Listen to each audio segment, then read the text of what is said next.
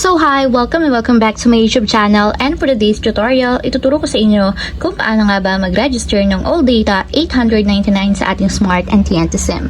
But first, kindly subscribe to my channel and don't forget to hit the subscribe button and the bell to notify you for my new updates. And if you want to learn more, just keep on watching and let's start. So ayan guys, for today's video mula sa ating mobile device, pumunta lang tayo sa dial ng ating phone.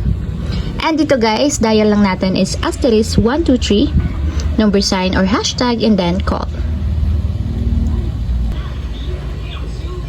And then after yan guys, piliin lang natin dito yung Alldata. So nasa number 8 siya. So ang itatype natin is number 8 kasi yun yung Alldata.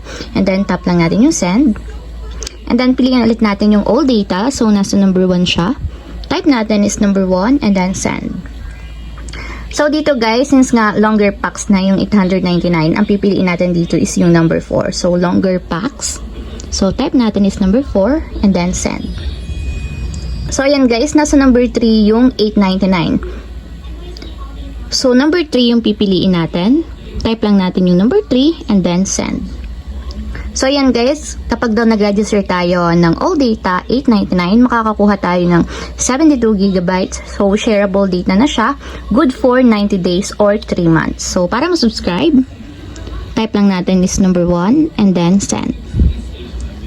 So ayun lang guys, ganun lang kasimple kung paano nga ba mag-register ng Alldata 899 sa ating Smart and TNT SIM. If you have a question, kindly comment down below and don't forget to hit the subscribe button and the bell to notify you for my new updates.